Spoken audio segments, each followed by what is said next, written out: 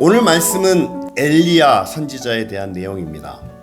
여러분, 구약 성경에 엘리야 하면은요, 그 누구보다도 큰 능력을 가진 선지자였습니다. 내가 말하기 전까지는 이스라엘에 비가 오지 않을 것입니다 라고 했더니 3년 동안 비가 오지 않았어요. 그리고 이제 하나님께서 비를 내리신다 라고 하니까 아합 왕 앞에 가서 얘기합니다. 이제 하나님께서 비를 내리실 텐데, 이제 하나님의 말씀이 임할 텐데, 그러기 전에 당신이 섬기는, 이스라엘이 섬기는 바알, 아세라 선지자와 함께 내가 대결을 하겠습니다. 여기서 이기는 신이 참 신입니다 라고 하면서 바알 선지자 400, 아세라 선지자 450 대표가 나와가지고 서로 대결을 합니다. 그러나 그들이 수백 명이 그 제단 앞에서 춤추고 온갖 짓을 다 했는데 불이 내리질 않아요. 그런데 그 앞에서 이스라엘 백성들과 함께 12개의 돌을 쌓아서 제단을 만들고 그 주변에 도랑을 파고 물을 가득 부으고 난 다음에 하나님 앞에 기도했을 때 그곳에 불이 내립니다. 자, 이런 일을 한 선지자가 누가 있습니까? 능력과 기적을 나타낸 선지자. 따라서 그 이름이 뜻하는 것처럼 이 사람은 하나님의 사람이다. 하나님이 택한 사람, 하나님의 능력과 권세를 나타내는 사람. 그래서 일부에서는 이 엘리야가 누구를 뜻한다고요? 후대에 나타날 하나님의 사람, 세례 요한, 그리고 엘리야의 제자인 엘리사를 그리스도의 표본으로 삼고 있죠. 거룩하고 신성한 하나님의 사람. 그런데 오늘 19장 말씀에는 그 거룩한 선지자가, 그 능력의 사람이 왜 이렇게 평범하게 아니면 초라하게 무너졌을까? 오늘 그 말씀을 함께 나누려고 합니다. 18장에 나타나 있는 엘리야의 모습과 19장에 나타나 있는 그가 로뎀나무 아래 앉아가지고 하나님 앞에 구하지 않습니까? 나는 더 이상 살 의미가 없습니다. 나를 죽여주십시오 라고 말하는 이 고백이 과연 앞서 능력을 나타낸, 권세를 나타낸 그 선지자의 모습이라고 우리가 상상할 수 있을까요? 그러면 그 엘리야가 왜 도망갔을까요? 자, 오늘 말씀 3절에 보니까 이렇게 나옵니다. 엘리야가 두려워서 급히 일어나 목숨을 살리려고 도망했다. 아니, 아합 왕 앞에 가서도 굴하지 않았던 사람입니다. 바알 선지자가, 아세라 선지자가 400명이나 그들이 칼을 들면서 춤을 춥니다. 맘만 먹으면 엘리야를 죽일 수도 있는 상황이에요. 아합이 엘리야를 보호해 주겠습니까? 아닙니다. 이때는 분명 내가 죽으면 죽으리라는 자기 목숨을 아끼려는 그런 마음이 전혀 없었을 것이다. 우린 그렇게 생각할 수 있어요. 그런데 왜 이세벨의 말 한마디에, 우리가 읽었지 않았습니까? 내일 아침까지 내가 너를 가만두지 않겠다라는 그 여인의 말 한마디에 왜 두려워했고, 왜 살려고 도망쳤고, 브엘세바에 가서 로뎀나무 아래 가서는 하나님 날 죽여주십시오 라고 말하는 이 선지자의 모습, 여러분 어떻게 보십니까? 아합보다 이세벨이 더 무서웠을까요? 아닙니다. 그렇게 싸울 때와 이제 도망칠 때와의 어떤 상황이 달라졌을까요? 아닙니다. 저는 엘리야가 달라졌다라고 생각합니다. 기적과 능력을 행할 때는 엘리야의 마음이 하나님과 함께 했었죠. 하나님과 함께 했습니다. 하나님과 함께 능력을, 하나님과 함께 권세를 나타냈습니다. 그런데 그것을 나타낸 후에도 역시 하나님의 말씀과 하나님을 향한 믿음과 하나님을 향한 뜻을 같이 계속 품고 유지해야 되는데, 여러분, 능력과 기적을 행한 후에 하나님으로부터 멀어지는, 하나님의 마음을, 하나님의 뜻을 잃어버리는 그런 상황들이 여러 곳에서 나타나고 있다는 사실이죠. 특별히 오늘 엘리야가 그렇다는 사실입니다. 18장과 19장 같은 사람이라고 우리가 볼 수 있나요? 아니에요. 전혀 다른 사람처럼 보입니다. 앞에서는 죽음을 두려워하지 않았는데 뒤에서는 자기 살려고 도망칩니다. 왜 그럴까요? 다른 이유로는 설명이 안 돼요. 하나님과 함께 하나님의 마음을, 하나님에 대한 믿음을 갖고 있었지만 19장에는 그럼 그 믿음이 순식간에 사라졌을까요? 그건 아니라고 봅니다. 뭔가 대단한 일을 했어요. 뭔가 업적을 쌓았어요. 그런데 그것을 하고 난 후에 그 마음이 하나님으로부터 멀어지지 않았을까? 자, 큰 일을 하고 난 다음에 우리는 기대하는 게 있습니다. 뭘 기대합니까? 사람들이 날 알아주겠지. 큰 업적을 이뤘어요. 그럼 내가 조금 더 편안해지겠지. 하나님의 말씀에 따라서 정말 큰 성공을 거뒀습니다. 이제는 좀 살만해지겠지, 괜찮아지겠지라는 우리의 개인적인 기대와 소망과 우리가 바라는 것이 있습니다. 그런데 그게 하나님의 뜻인가? 우리는 확인해 보지 않는다는 거예요. 한국교회가 그렇습니다. 지난 50년 동안 정말 말씀 안에서, 믿음 안에서 하나님의 뜻을 구하며 부흥과 성장과 많은 업적을 이루어 왔습니다. 하나님과 함께 했던 모습이었어요. 그런데 그것을 이루고 난 후에 교회가 무엇을 찾기 시작합니까? 야, 하나님의 은혜 가운데 하나님의 능력과 하나님의 권세와 하나님의 영광을 우리가 나타냈으니 이것들을 통해서 우리가 조금 더 편안해져야 되지 않을까?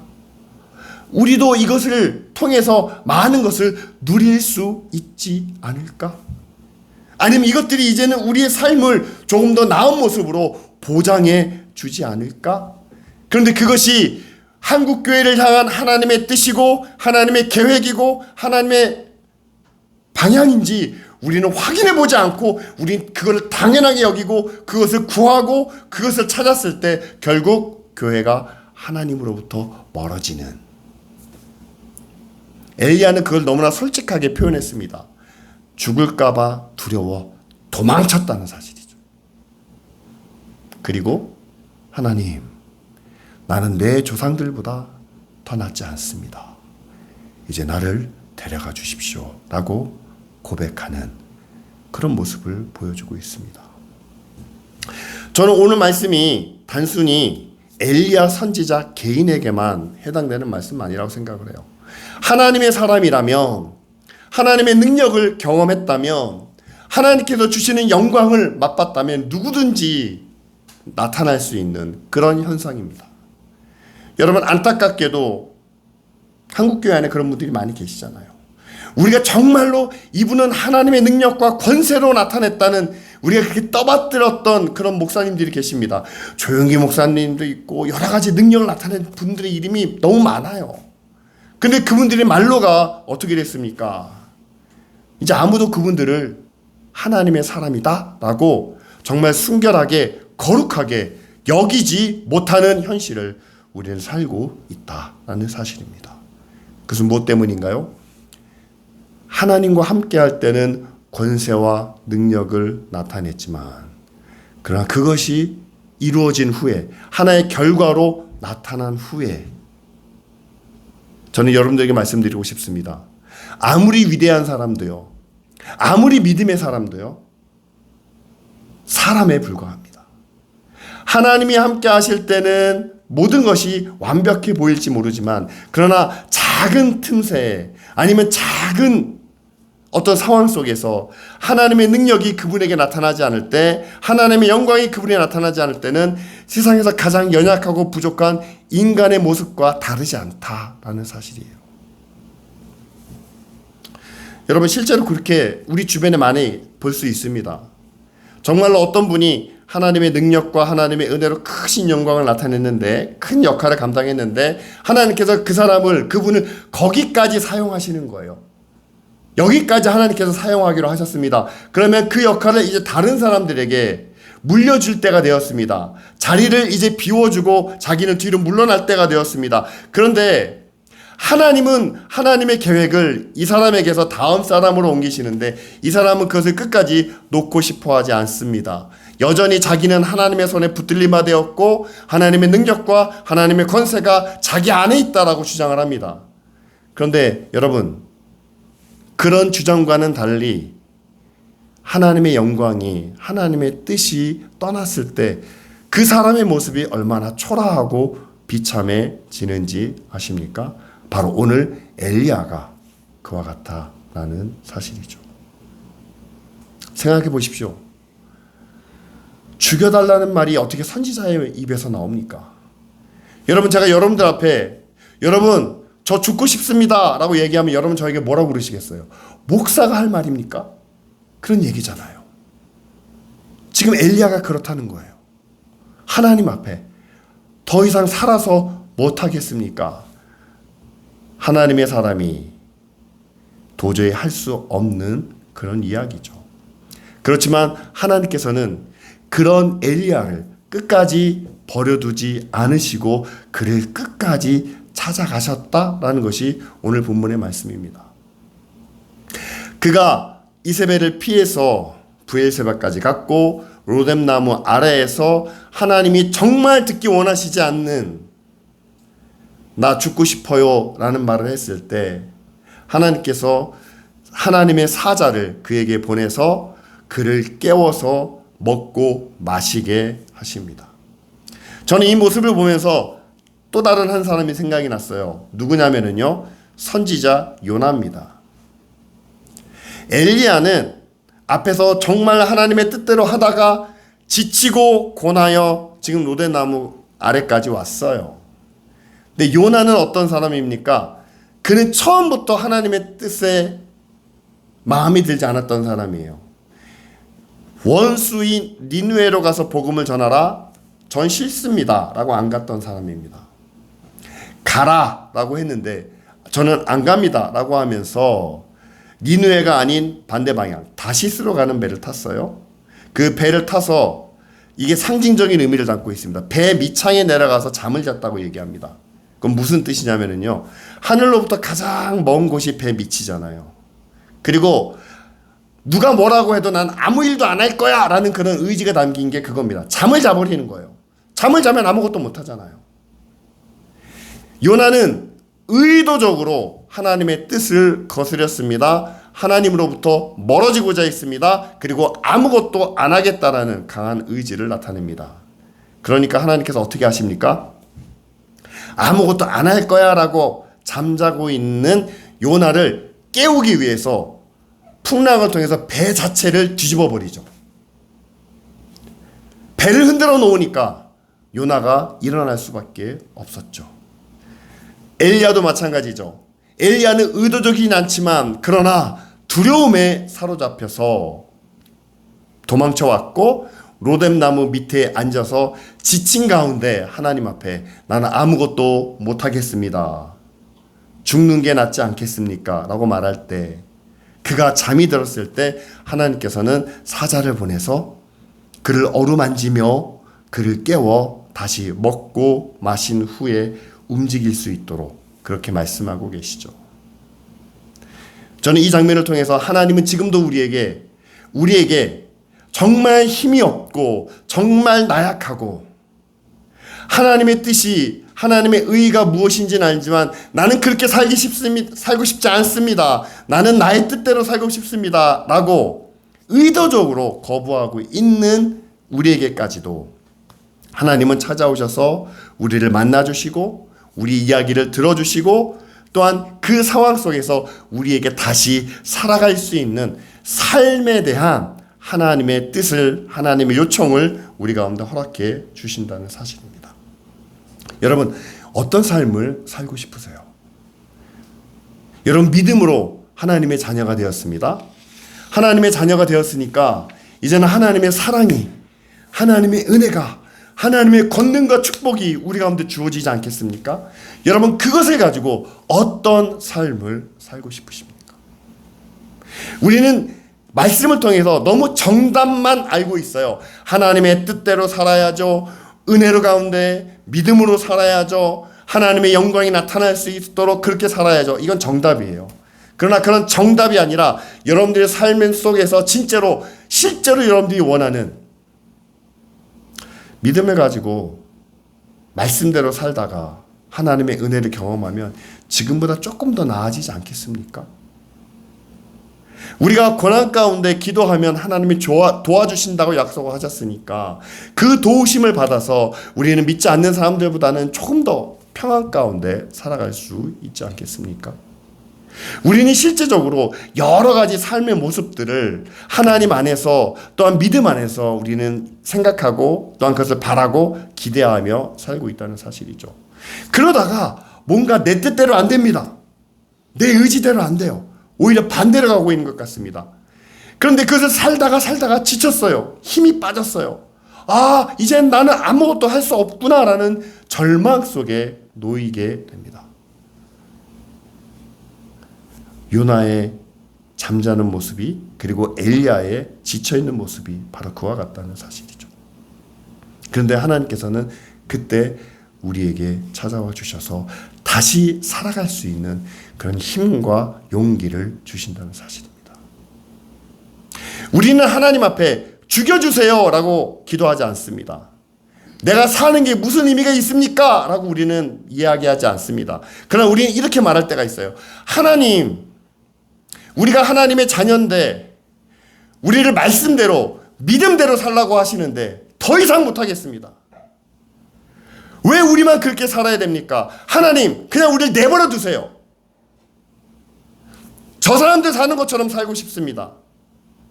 저들처럼 우리도 열심히 일해서 부자 되고 싶고 우리도 높은 자리에 올라가서 위세 떨고 싶고 나를 위해서 내 가족을 위해서 내 뜻대로 살고 싶습니다. 그냥 우리를 내버려 두세요. 우리 뜻대로 살게 해 주세요. 하나님 안에서 믿음 안에서는 죽은 자와 같은 삶을 우리는 바랄 때가 있지 않습니까? 하나님 말씀대로 살려고 해봤더니 너무 힘이 들어요.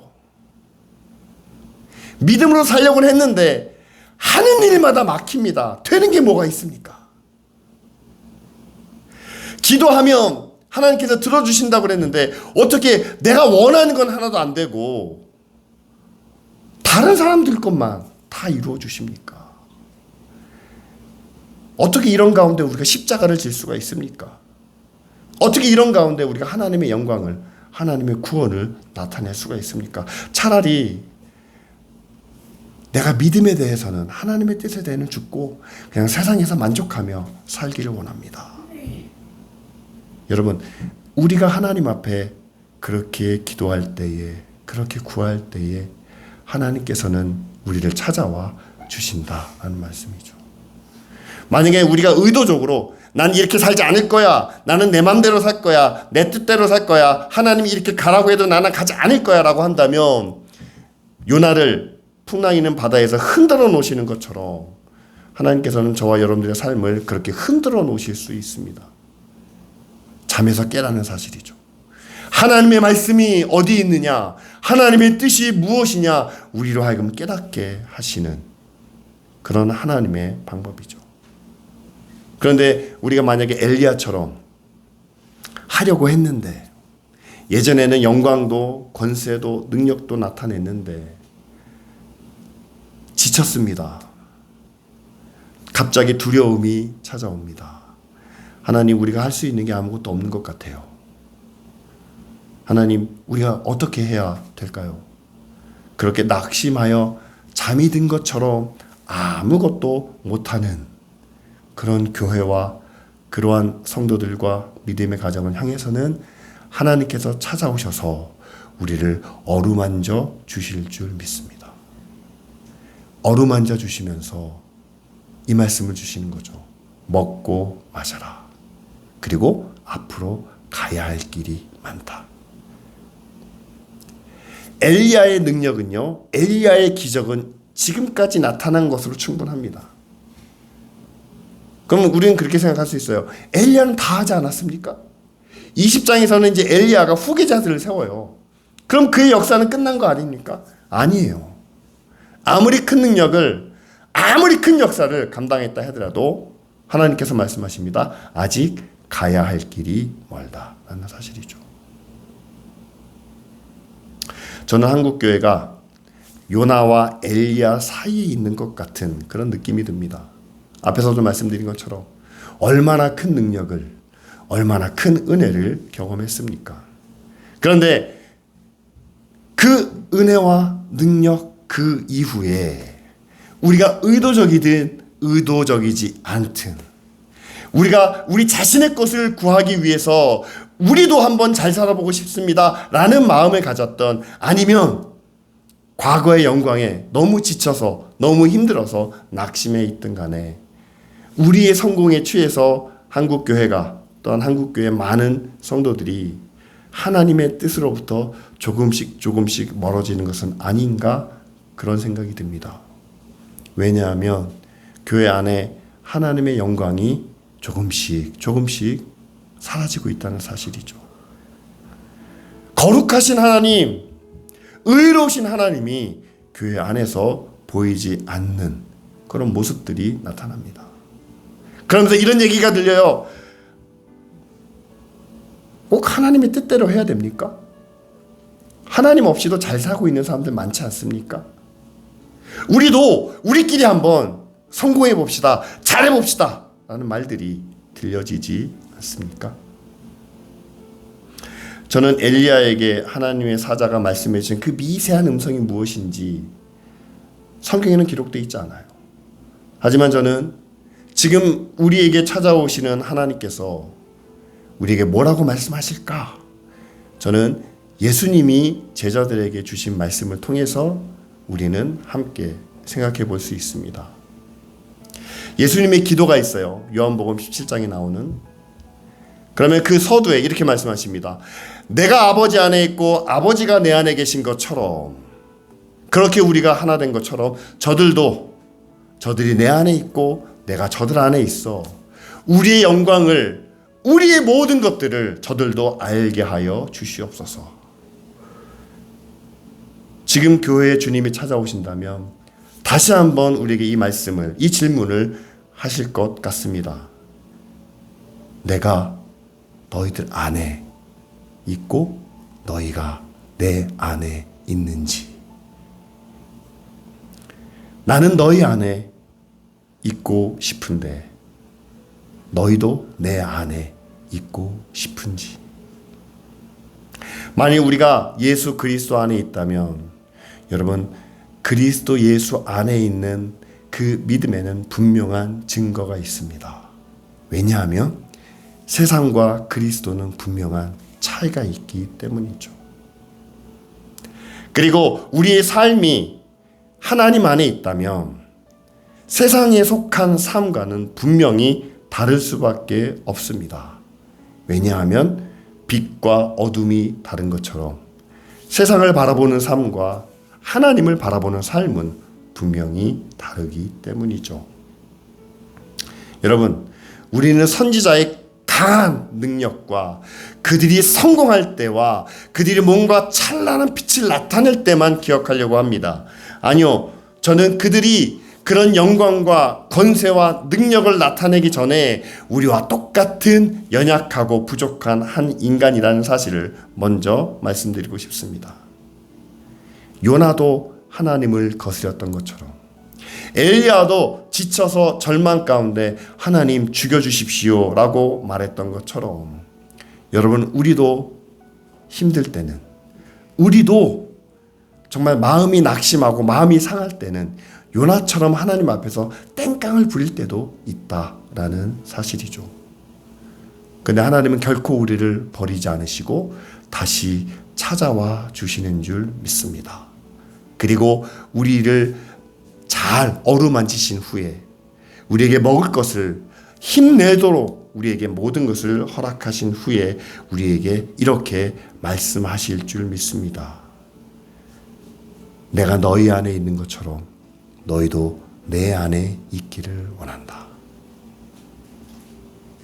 내 말이 너희 안에 거하고 또한 너희의 삶이 내 안에 거하면, 요한복음에 약속된 말씀 아닙니까? 무엇이든지 구하라. 그리하면 이룰 것이다. 여러분, 이 말씀을 우리 마음 가운데 새기며 늘 기억하며 살아가는 한 주가 될 수 있도록 우리 지금 다 같이 함께 통성으로 기도드리겠습니다.